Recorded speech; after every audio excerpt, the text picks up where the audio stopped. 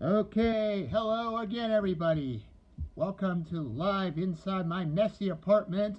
We are now going to discuss resistance training. Unfortunately, my beloved playground today was yellow taped off, so I don't have that option anymore, and some of the other areas around there were far too noisy and crowded to be effective for this. So here we are inside. So without really meaning to do it, I actually well in advance sent you some accompanying notes with this. So if you are watching this, you can follow along with those notes, and that might help you. But let's see how this goes, and let's see how we can really get you educated. Okay, so we're talking resistance training. 3 reasons to do resistance training. And again, there's lots more, but here are 3 big reasons, just to simplify things. Number 1, we're doing it because we want to get stronger. That's a big surprise. Now, when I talk about stronger, I'm not talking about having the ability to take a heavier dumbbell and do bicep curls with it.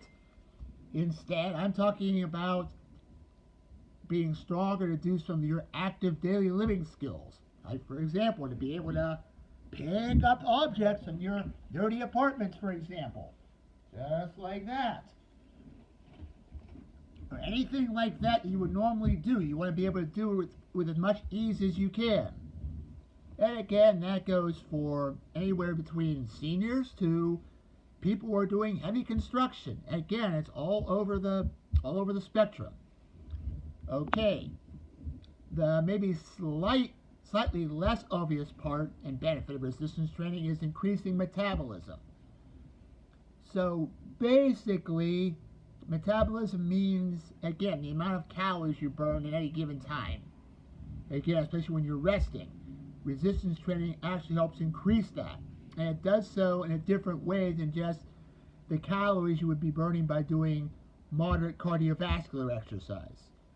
Again, we won't get into the specifics of that right now, but just know it's going to help you in that way increase metabolism. That's an important thing, especially if your goal is to lose weight, and we'll say more specifically lose fat. So again, there's that benefit as well. Lastly, again, because I'm sure I have, shall we say, more of a senior crowd, although there's probably some other people too, but especially for females, thinner females, it's actually very important for bone health to prevent bone loss, osteoporosis, or to at least slow the deterioration. So that's an important factor too. Like I said, there's many other versions or reasons why, but those are 3 we're going to focus on. Okay, so now we know resistance training is important. Now, let's talk about some of the specifics.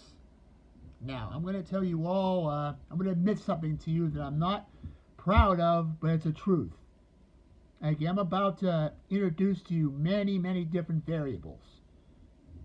The fact of the matter is, instructors and trainers, including myself, there's so much that we tend to forget about all the different variables, and we tend to want to flock to the same kinds of workouts. I mean, I know I try to mix it up, but when I explain to you all the different options, you're going to see exactly how much we're missing, all the different options that there are. I mean, really is, it's incredible. It can be overwhelming.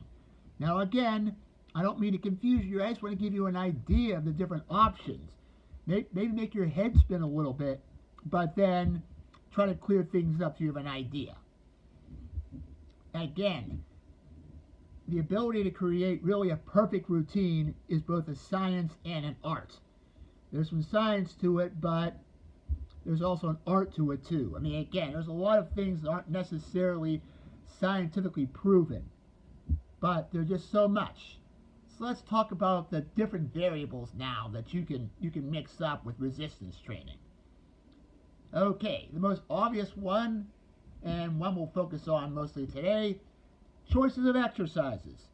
And again, we know how many different versions there are of exercises already.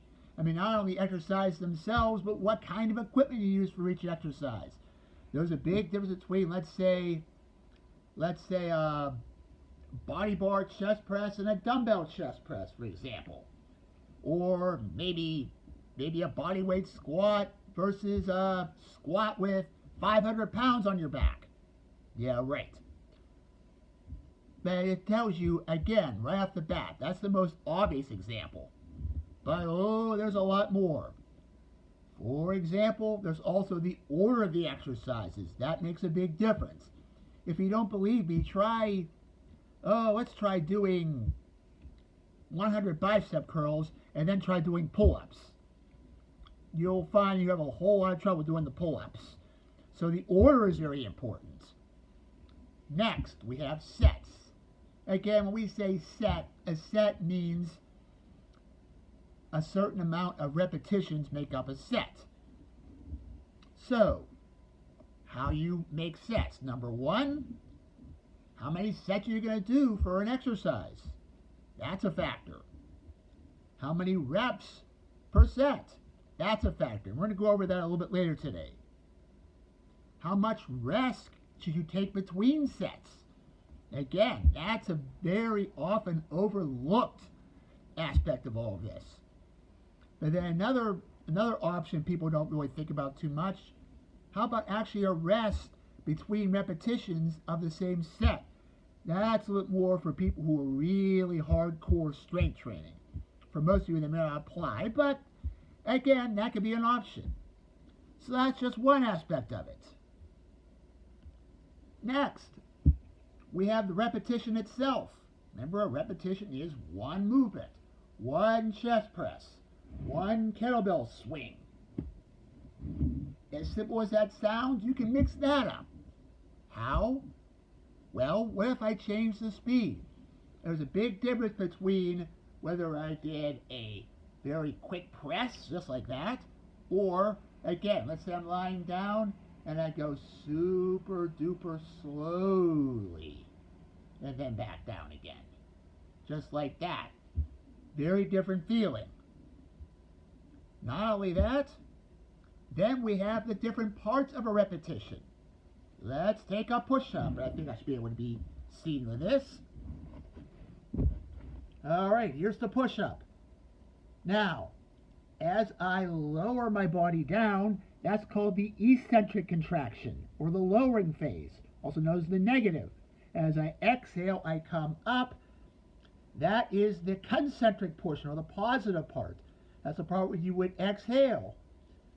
Now imagine a workout where I just focused on the eccentric. Meaning, and that's something that you're looking to develop strength, you would start with that. For example, if I was doing a pull-up, I might help myself up, but then lower myself down really slowly. So you can focus more on each aspect of that. And then finally, there's something called an isometric contraction. What's an isometric contraction? Anybody who takes, especially my senior classes, or really probably the Tuesday class too, an isometric contraction is when I say, hold and come up. All of that. And that's just with repetitions. Again, look at all the different aspects there are to a workout. So, with all of those different options in mind, plus all the exercises, the amount of possibilities in a workout are endless. I mean, this goes on and on and on and on. It's like, how many different phone numbers can you come up with 10 digits of the area code? Again, a whole lot. So again, in a way, it can be very overwhelming. And like I told you before, I'll admit that we trainers and instructors, a lot of times, because, especially in my case, I'll admit, as much as I try to mix it up, I'm sure I don't use anywhere near the options that I could, because quite frankly, with all the different appointments and classes, it gets a little bit tough. But this is going to, again, give you an idea of all the possibilities and why generally weightlifting should not be boring. Or maybe I should say resistance training. Again, when people think of resistance training, they think of weightlifting, but bands work, body weight stuff works, all of that. Okay, let's move on now. let's now talk about selection of exercises. Now, anybody who knows me well knows throughout the years I've become, let's face it, horribly judgmental. I have exercises that I like and exercises I believe in, and a way of doing things. Now, again, I'll sort of guide you along with that, but let's start. Generally, what do you think might be the most important exercises to do in general? Or what exercises might best address the 3 benefits of resistance training that I told you about? Or give you the best bang for your buck? Again, some of you already know what I'm going to say, but I'm going to say it anyways. And that is, you want the exercises that hit the most body parts and the largest body parts or muscle groups. That's what it does. Or, as I used on the notes, multi-joint exercises. What's a multi-joint exercise? Any exercise that uses more than one joint. For example, let's go into a squat if you can see me. A little hard to tell. I'm coming down and I'm coming up. Down and up. Now, I have movement at the knee joint and I have movement at the hip joint as well. Just like that. And again, I'm moving both movement at the knee joint and the hip joint. Not to mention, it might be hard to see, I was also getting work in my core as well for stabilization. So a lot was going on there. Or we go back to the good old push-up.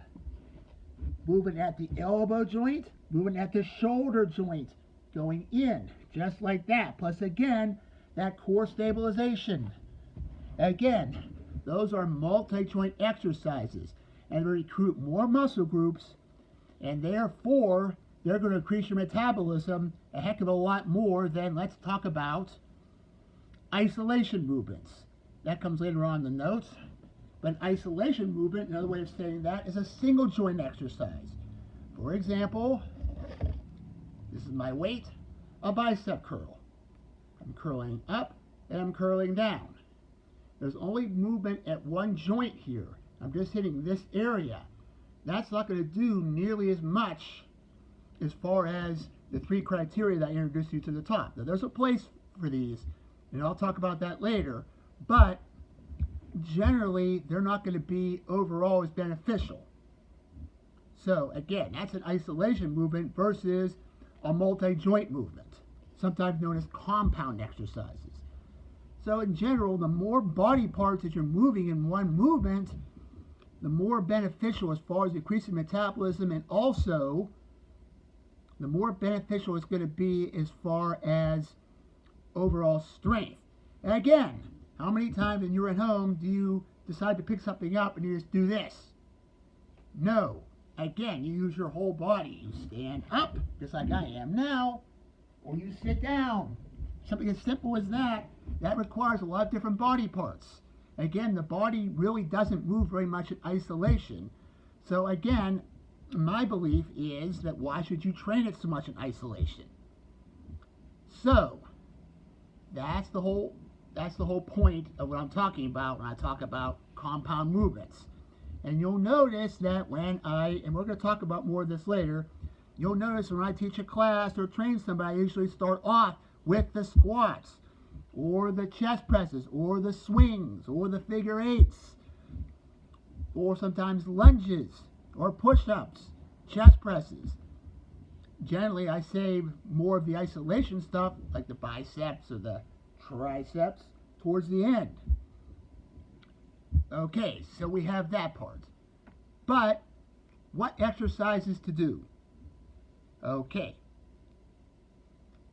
Let's use an analogy. Again, I like analogies. I like being creative. Well, first of all, I'll give you one more analogy, since I love this analogy anyway. I'll give you one more analogy of what I was just talking about. Again, let's say you have a giant redwood tree that you need to chop. If you're going to chop down that giant redwood tree, are you going to use a very sharp pocket knife to make elaborate cuttings in the bark and eventually the trunk and get it down? Or are you going to take a big axe and wham, just like that, knock it down? The compound or multi-joint exercises are that big axe. Again, the biceps, the calf raises, the seated adduction and abduction machines, 4A and 5A. Not really a big fan of those. Those are more of the pocket knife exercises. Okay, now, the analogy for how I group these. Let's go back to the old food pyramid. Again, I can still hear the old commercials. Every day you want to eat something from the meat group, something from the breads and cereals group, something from the fruits and vegetables group, something from the dairy, milk and dairy group. Again, you want to do a little bit of each. That's how I view a workout, and I try to make sure that it's balanced. Again, I see a lot of workouts that aren't balanced, and unfortunately it's a little more challenging to do when you're not at Club Jillian, but it's definitely possible. So, how do I like to divide these up? And again, I'm not going to take credit like I'm doing something that creative, but how I divide them up, let's talk about first, and I wrote it down, it's the squat group, but maybe we could call it more the lower body anterior chain group. Is another way of saying it. Again, we're talking about the quadriceps, the front of the thighs, some of the hips too. You're still going to hit a little of the backside and the core too. But again, that would include everything in the squat group. Any kind of, we'll call it an upright lunge, where I'm pretty much keeping my upper body upright and coming down, just like that. Probably side lunges, sitting back somewhat, but still staying upright. That probably would still be a bit more anterior chain, depending on my body position. Now again, the classifications aren't necessarily significant. Again, we'll call that the squat or the anterior lower body chain. As opposed to, that's one group. As opposed to, now we'll call it the deadlift or the posterior chain. Again, I call that the deadlift group, although maybe I could call it the swing group too. That's your hip extension group. That one favors more the butt, the glutes, the largest muscles in the body, which is why it's so important. So, for example, once again, the deadlift, where I'm bending forward more, I might have a hard time seeing. Every time I say squeeze the butt, whether that's this or a swing, that's all the posterior chain. I tend to put more of an emphasis on those slightly because a lot of people are weak there. I tend to think maybe that's a tad bit more important. Even though the squats are important too, that's an area that doesn't get worked out a whole lot, but it's important. So, that's group number 2. Group number 3, let's just simply call it the push group. Again, a pushing movement. Well, that's simple enough. From that group, that could be a lying chest press. That can be a push-up. We all know those. You can lie on your back and do a lying chest press. Again, any of the seated chest presses upstairs, 14B, 14C, all of those are all horizontal pushes. Now, sometimes I like to further divide those into horizontal pushes and vertical pushes. What do you think a vertical push would be? Really, the most obvious example of that simply is the standing shoulder press. I press up and I come down. So, pushes, horizontal pushes, vertical pushes. Now again, if you're at home, push-ups are a great option for this. And remember, and we'll talk more about this later, remember that push-ups can be done in very different ways. So, something from the pushing group, and then we have the pulling group. Once again, I tend to put a little bit more emphasis on the pulling group. Usually I try to keep it balanced, but if I'm going to favor one over the other, I tend to think pulling is important. Let's talk about this for a second. Why do I think that? Again, how many of you spend a lot of time, especially now in these last 2 weeks because of what we're forced to do, in front of computers typing? Look how I'm hunched over. Again, look how my shoulders are rounded. I'm forward. Or, any hairstylist there? constantly reaching over. Dental hygienists, once again, computer people, posture, any of that. We spend so much time in that bent forward position that we tend to get tight. Our shoulders are internally rotated, they're rounded. So I'm really a big fan of, we'll call them horizontal pulls, and that's the row. And again, my palms in, pulling straight back, sticking my chest out, a row. That might be, of all the upper body exercises, that simple movement might be the most beneficial. Again, that's just me, but again, any way you can get that in, you should try. Now, I realize that's where it gets a little more challenging at home. It's really hard to find a way of doing a body weight rowing exercise. I mean, unless you're strong, well, you won't even worry about that. But again, if you have any kind of weight at all, again, the bent over row where you pull and squeeze, even with any kind of weight at all, is going to help matters. Or a band, any kind of band you can loop around something, pull straight back and squeeze. Somewhere in this mess, I have something that resembles that, but I think you get the idea. That is a horizontal pulling movement, but then we also have a vertical pulling movement. Now, again, that's probably the most challenging one to do at home. Again, that's either a pull down or a pull up. That's not particularly easy to get unless you're strong enough to find yourself a park or a tree branch you can pull your body weight up. But that isn't crucial. Instead, you can keep doing rows, but you can change your arm position. There is a big difference between my palms facing in, shoulders down and pulling back, or my palms facing down, elbows out. Again, that hits higher up in the back of the shoulders. So you can substitute that for, we'll call it a vertical pull. Now, before I go on with this, let me tell you about some exercises I don't like, I'm not a believer in. Number one, I'll never understand why people do this, and that is an upright row. That's this movement. Nobody be standing up, but especially with the narrow grip, you pull up.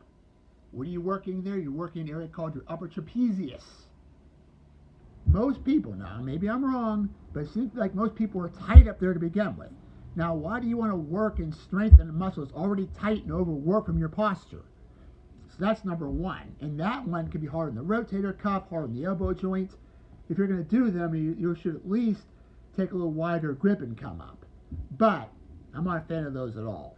The only way I would use those is maybe as part of one of the Olympic lifts. The other one I'm not a fan of, as far as that goes, is a shrug. Same reason. Now that one's at least a little bit easier on the joints, but again, why do you want to work this area where most people are tight? So make that one of the many areas that I'm not particularly a big fan of. So, once again, we have the four groups. We have the squat or anterior lower body chain. We have the deadlifts, the swings. That's the posterior lower body chain. Then we have the pushes, which you can divide up into horizontal push, vertical push. Now, once again, some people might be hard on their body to do a vertical push. That's okay. You could substitute it maybe with a lateral raise. And won't do quite the same thing, but it's a way of hitting a little bit more of the shoulder. And once again, we have the pulls, the horizontal pulls or the vertical pulls, which again you can substitute with just a different grip as you pull back. So those four things are the ones that I generally tend to try to cover in a workout. Now, let's talk a little bit more about the other ones, the isolation exercises, that I say in a lot of ways aren't as important. Places where an isolation exercise would come in would be, number one, a lot of times you'll get that kind of a movement if you go to a physical therapist. For example, let's say your shoulder's bad, you may get a scaption kind of exercise. You come up and down. That's number one. Or the world famous clamshells when you open up and close, just like that. That's another one. So that's number one. Number two, a lot of times those who are, we'll say, more into bodybuilding, they really want to work the musculature. And they focus more on that and trying to hit it from more angles. Then, a lot of times, they're going to spend more time doing some of the isolation movements as well. Now, I'm not saying that they're bad. Again, I definitely put some isolation movements into my workouts too. But again, you'll notice usually I'll either put them at the end of the routine, or sometimes I'll team them up with a compound movement just so you can feel a little more of the burn and build more of the muscle. It depends on who I'm training and what I'm trying to do. A lot of times I'll do that on a Tuesday, for example, on my Everything But class on Tuesday, just so you feel that area a little bit more. So that would be a reason. Or if you feel like you have a muscle imbalance. Again, a lot of people, and I say this over and over again in my classes, probably drive people crazy. A lot of people are weak in the rear deltoids, the back of the shoulders. So a lot of times I will do those bent over rows where I tell people not to do any spring flinging, where it's just like this. Because again, a lot of times people are weak there. So that could be a good one to do as well. So there are places for isolation exercises. But one reason not to do them is, and this is one of my, I have so many pet peeves, this is one of my biggest, there is no such thing as spot training. The idea is, oh, look at this here. Oh, I better do a lot of bicep curls so I can get rid of that. Or especially the midsection. Everybody knows how I feel about that.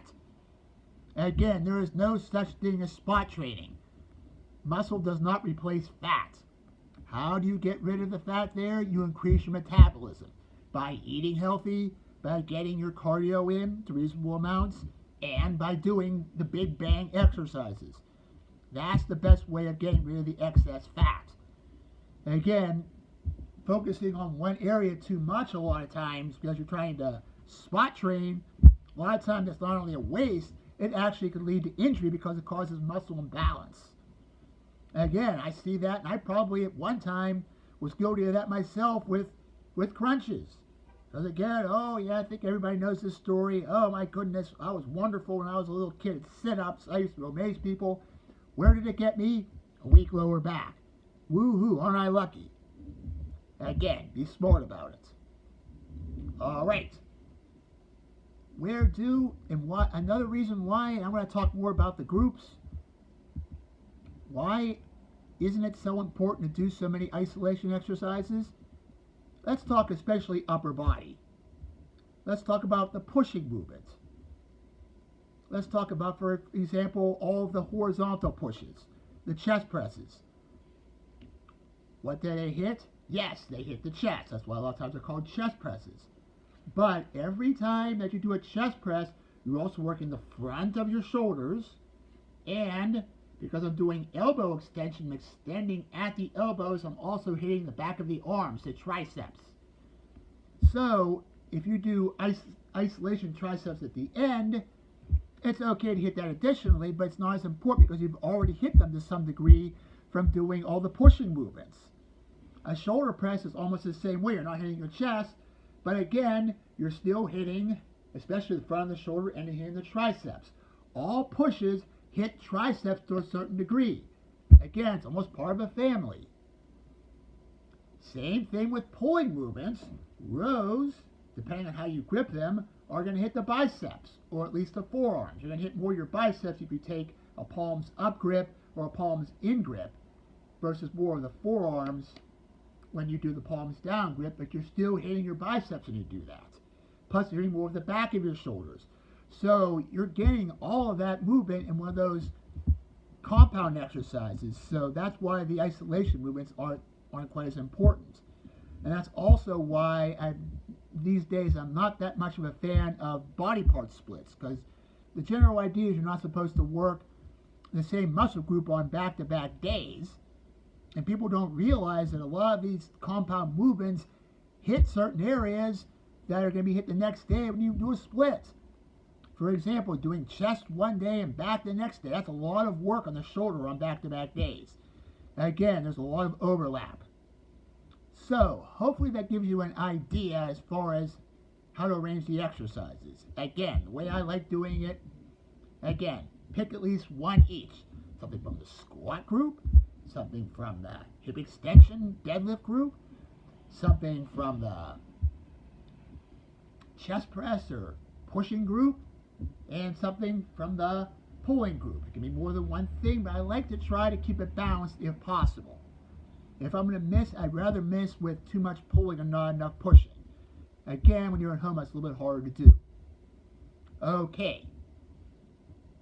Boy, I could spend time talking, can't I? All right, next. While we're there, let's talk a little bit now about repetition range for a set. Now, again, hope you're following along. Again, it's in the notes. Again, there's this idea that there are rep ranges. For example, anywhere between 1 to 6 repetitions in a set is generally thought to be more for overall strengthening, especially those lower numbers. That's designed to give you a lot of strength, maybe even explosive power. On the other hand, anywhere between 6 and let's say maybe around 12 repetitions is more of what they call muscle hypertrophy, or getting bigger muscles. And again, some of you females, younger females, are thinking, oh God, I don't want to bulk up. No, you won't, especially if you don't go to failure. And then anywhere above 12, especially above 15 or 20, again, the benefits there tend to be more muscular endurance. Again, muscular endurance. Notice I did not say toning. That is one of the biggest misconceptions in fitness. Believe me, there are plenty of people who think that way. It's not true. Toning, once again, when people say toning, what they're talking about is they want less body fat. What did I tell you is the secret to less body fat? Again, increase your metabolism with a combination of healthy eating, cardio, and the big bang movements. That's what you want. That's going to get you that toning look, and you hope eventually that you lose fat in some of those more stubborn areas. But you will get more muscular endurance when you're doing that, and that can be beneficial too. For example, let's say you're somebody who has to climb 2 or 3 flights of steps every day. That's not something that that's not really explosive strength. After a while, what happens is maybe after 20 or so steps, your quadriceps especially really start to fatigue. That's where doing more repetitions is going to be helpful. That's just an example. Now, so once again, 1 to 6, more for overall strength. 6 to 12, getting bigger muscles. And we'll say 12 and over, muscular endurance. Now, understand some things. Number 1, these aren't absolute numbers. Again, there's overlap. It isn't like if I do 6 repetitions, I'm going to get strong. If I do 7, I'm going to start building muscles. No, it's a gradual kind of thing. As your repetitions get higher and higher, you'll start to favor more benefits and less of others. I'll admit that's why a lot of time I tend to use, and a lot of trainers are this way, we tend to use 12 because, again, you're still getting some muscle buildup, but it's a little bit more endurance as well. Now, again, I have to laugh. I said this to some people. Is there any difference between whether I give you 11 repetitions or 13? No, not at all. Again, that's where we are. We like rounder numbers. 10, 12, 15.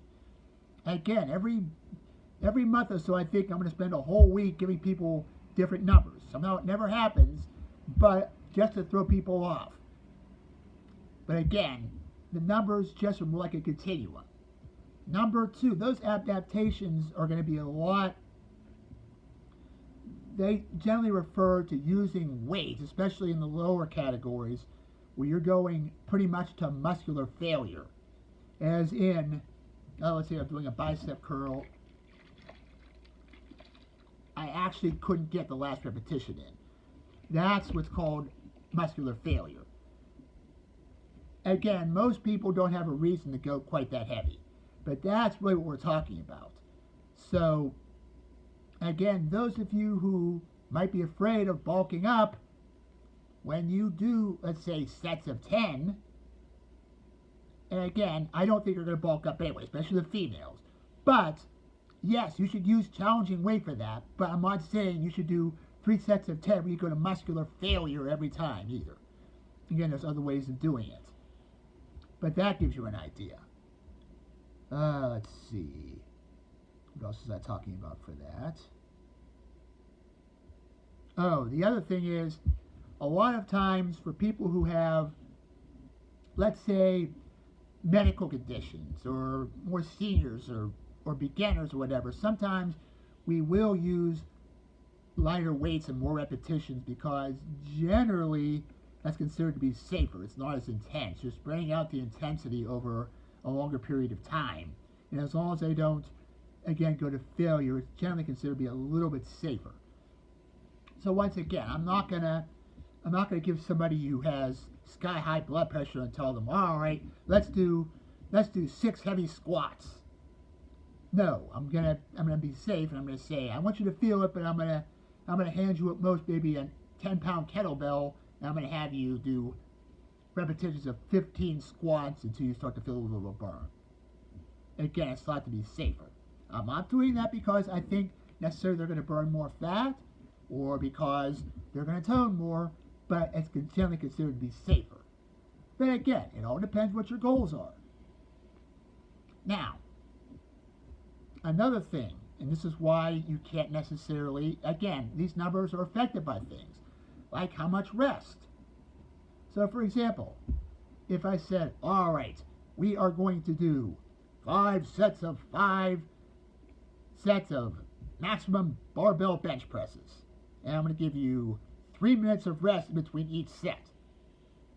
What if I told you instead we're going to do those same bench presses, but now you only get 15 seconds between each set? Well, that's not going to give you the same adaptation. You're not going to get a full rest.